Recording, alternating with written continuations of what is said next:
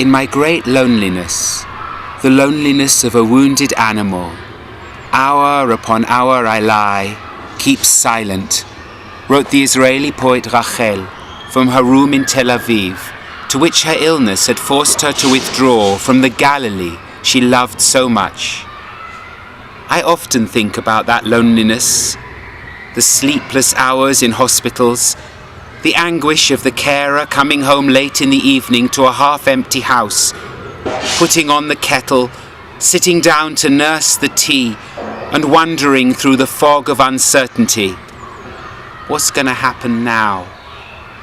The Royal Free at the bottom of the Heath is, I think, the hospital most used by members of our community. I've shared in many dramas there. All our children were born on its wards. I recall as if it was an hour ago, running out as soon as the shops were open to buy Kadia, the cuddly dog which still sleeps on her bed every night. And I visited countless people who were ill there, and I've been there as lives have ended. I don't like to rush back home from the hospital, but prefer to sit and have a coffee and study or ponder, and then walk the dog on the heath. Sometimes I see through the window or greet in the street people I know going to an appointment or heading back home. I always wonder what's on their minds. Maybe it's a little thing, soon sorted out with a routine treatment, and they're quickly back home thanking God for their well-being and the National Health Service for existing.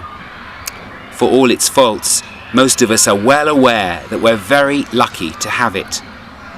But maybe it's something more concerning. Then the gates of anxiety open in the heart, and we wonder if and how we'll ever be able to shut them again. A few words can transform a life. I'm often asked, please include her in your prayers. Please say a Mishe Berach, a blessing for his healing. Of course, I and others try to be in touch and keep in contact afterwards. But sometimes we fail. And I've often asked myself anyway, whether this is enough. Prayer can bring solace and solidarity to our unexpressed thoughts, to feelings which encircle and pass through our heart, and which we cannot as yet name, even to ourselves.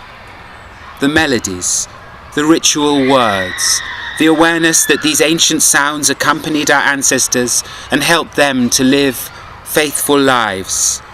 The presence of others whose thoughts, though private, may be filled with equal vulnerability. Somehow, these factors give to prayer a capacity to bring courage, hope, and comfort for which logic cannot account. Prayers also draw us together. Touched and humbled by them. Afterwards, we are sometimes able to relate to one another in a softer and more thoughtful manner than when life's marketplace has simply thrown us together. That's why we're starting a new service in our community. It's not much. It'll be via the phone for just 5 or 6 minutes, and people will be able to dial in. But it'll be at 10:30 at night every Wednesday, and hopefully it'll offer a few moments of solidarity and grace. Shabbat Shalom.